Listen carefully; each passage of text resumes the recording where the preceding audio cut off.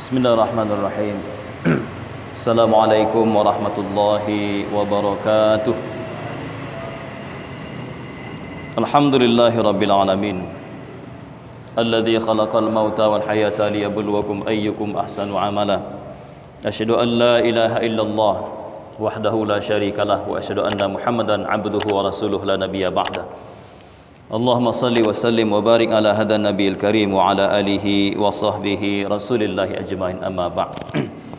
Qala Allah ta'ala fi kitabihil karim, a'udzu billahi minasyaitonir rajim.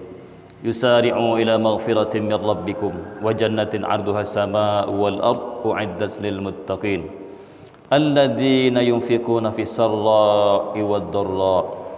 Ila al-ayah. Shadaqallahul azim. Hadirin kaum muslimin jamaah subuh rahmati Allah Subhanahu wa taala, kembali kita bersyukur kepada Allah Subhanahu wa taala atas segala nikmat yang Allah limpahkan kepada kita, dengan semua kenikmatan-kenikmatan yang Allah berikan kepada kita. Semoga dengan nikmat yang Allah berikan ini menjadikan kita hamba Allah yang semakin bertakwa kepada Allah Subhanahu wa taala. Karena ketakwaan itu akan mengantarkan kepada ketentraman jiwa. Ketakwaan itu akan mengantarkan kepada kebahagiaan hakiki, dan ketakwaan itu akan mengantarkan kebahagiaan dunia dan akhirat.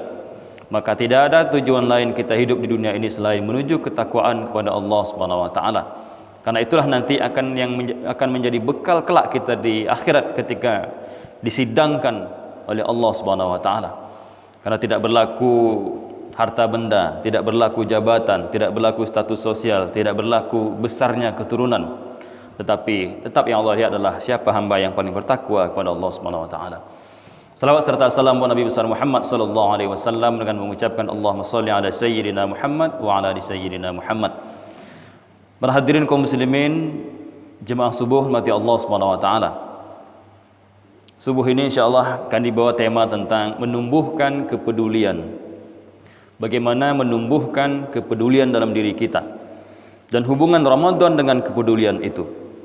Sebelum kita membahas hubungan Ramadan dengan sikap kepedulian,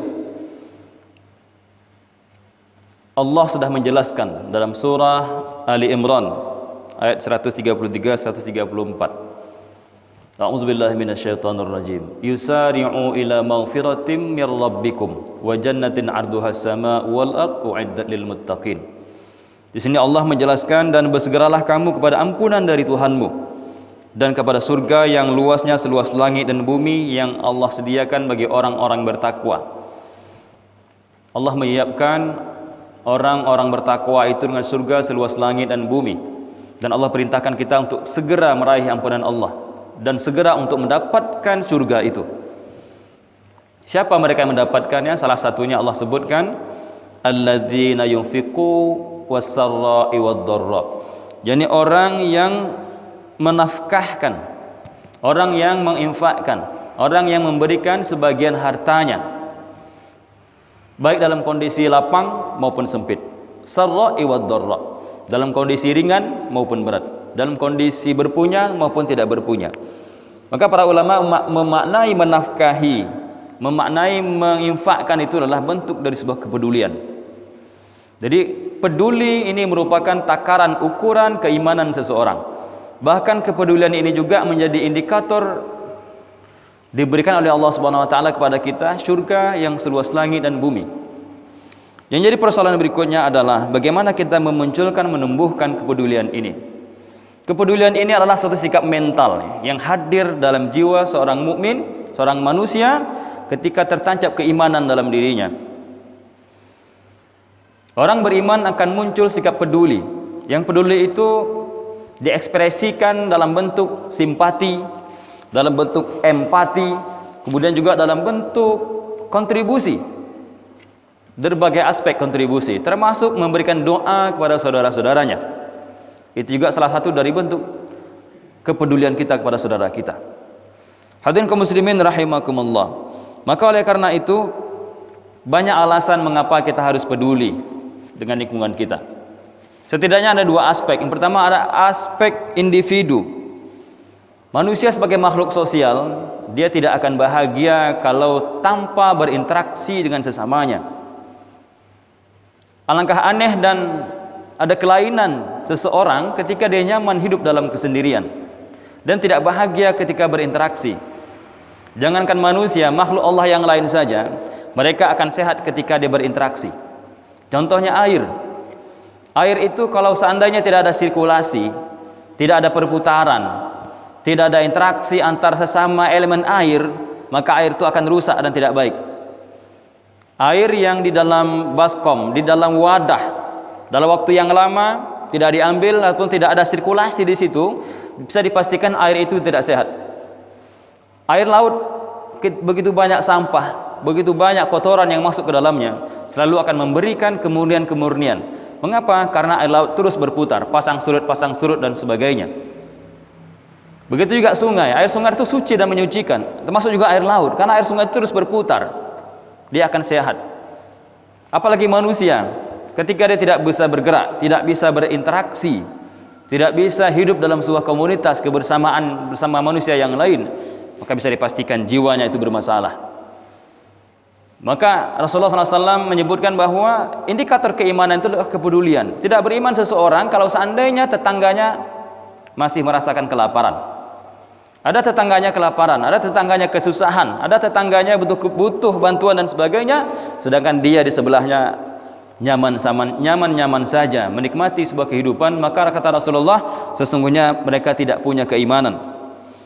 Begitu Islam memberikan apresiasi, memberikan menjadikan kepedulian ini penting dalam urusan umat Islam. Sabda baginda Rasulullah sallallahu alaihi wasallam, hadis Imam Ahmad, sami'tu Nabiy sallallahu alaihi wasallam yaqul laisal mu'minu alladhi yashba'u wa jarahu jabi'. Dari Ibnu Abbas, aku mendengar Nabi Muhammad sallallahu alaihi wasallam, tidaklah termasuk mukmin seseorang yang merasa kenyang sedangkan tetangganya merasa kelaparan. Hadirin kaum muslimin rahimakumullah. Maka ekspresi kepedulian ini harus kita munculkan. Artinya sikap sensitif terhadap lingkungan ini penting. Maka kita menumbangkan hari ini aktivitas Ramadan, banyak orang yang peduli, banyak orang memberi makan, banyak orang berbagi takjil. Mudah-mudahan ini ibadah ikhlas karena Allah Subhanahu wa taala. Mudah-mudahan ini bukan suatu aktivitas formalitas untuk hanya diliput media saja, tetapi benar-benar muncul dari keimanan kita. Ketika berbagi dengan tetangga, berbagi dengan masyarakat dan sebagainya, itu adalah sikap-sikap kepedulian yang harus kita pupuk sebagai bentuk keimanan kita kepada Allah Subhanahu wa taala.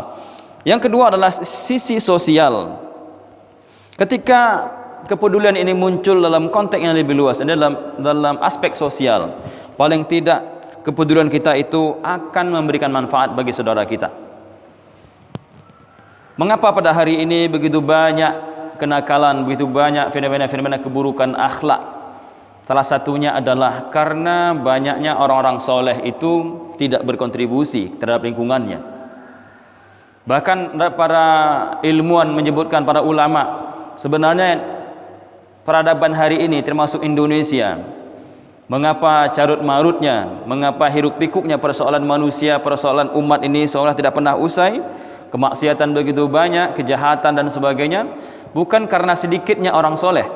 Orang soleh itu banyak, tetapi orang soleh itu tidak peduli, tetapi orang soleh itu tidak memberikan manfaat bagi lingkungannya, sehingga kesolehan itu cukup untuk dirinya. Padahal Rasulullah SAW telah memberikan tunjuk ajar kepada kita. Dalam sebuah hadis baginda Rasulullah SAW bersabda yang artinya, barang siapa yang melonggarkan kesulitan seorang muslim, maka Allah akan melonggarkan satu kesulitan di hari kiamat nanti, di antara kesulitan-kesulitan akhirat. Dan barang siapa memberikan kemudahan pada seorang muslim, maka Allah akan memudahkan urusannya di dunia dan akhirat. Dan barang siapa menutup aib seorang muslim, maka Allah akan menutup aibnya dunia dan akhirat. Dan Allah Azza wa Jalla akan senantiasa menolong hambanya yang selama ia menolong saudaranya. Apalagi dalam urusan-urusan ibadah, dalam urusan akhlak, dalam urusan perilaku, maka dibutuhkan kepedulian dari kita yang luar biasa. Sehingga ketika kelak Allah azab, Allah berikan bencana bagi orang yang bermaksiat, dan kita ada dalam lingkungan itu, maka akan kena semuanya. Dalam surah Al-Anfal Allah berfirman, a'udzubillahi minasyaitonirrajim, wattaqu fitnatan la tusibanna alladhina zalamu minkum khassah wa'lamu annallaha syadidul iqab. Takutlah kamu akan siksaan Allah yang tidak hanya menimpa orang-orang yang zalim saja, tetapi juga orang yang soleh juga kena ketika mereka berada dalam komunitas itu. Maka di sini penting kita untuk mengajak, untuk peduli agar jangan sampai ketika bencana itu datang dan kita berada dalam komunitas itu kita tidak berbuat, kita juga akan kena. Rasulullah SAW menganalogikan, mencontohkan kepedulian ini. Kalau kita tidak peduli itu berdampak fatal bagi lingkungan kita. Dalam sebuah hadis yang panjang diceritakan bahwa perumpamaan kepedulian kita pada lingkungan kita itu adalah seperti sebuah bahtera, sebuah kapal, yang mana kapal itu didiami oleh beberapa tingkatan level manusia. Ada kelas ekonomi, kelas eksekutif dan sebagainya. Kelas eksekutif di bagian atas, kelas ekonomi bagian bawah. Kelas ekonomi ini didiami, ditempati oleh orang-orang yang terbatas pemahamannya, beda dengan orang di level atas. Maka ketika orang di level ekonomi bawah ini kehausan ataupun mereka butuh air, mereka tidak mau ke atas, naik tangga dan sebagainya. Mereka ingin jalan yang cepat dengan cara membobol bagian bawah kapal. Akibatnya apa? Ketika dibobol, air keluar, tapi dampaknya kapal akan menjadi bocor. Itu kalau satu orang. Kalau seandainya kelas ekonomi banyak berpikir seperti itu, maka dengan cepat kapal itu akan karam. Sedangkan orang atas yang level eksekutif tahu kalau seandainya mereka tidak cepat mencegah, tidak cepat memberitahu, tidak cepat menginformasikan, maka yang tenggelam itu bukan hanya orang kelas ekonomi saja, tetapi orang atas juga ikut tenggelam. Baginda Rasulullah SAW mengibaratkan seperti itu kepedulian ini. Maka penting kita untuk menumbuhkan kepedulian yang diekspresikan dalam bentuk bantuan, yang diekspresikan dalam bentuk simpati, empati dan doa kepada saudara kita. Hadirin kaum muslimin rahimakumullah. Dalam sejarah Islam sangat banyak perilaku-perilaku simpati, perilaku empati, kepedulian.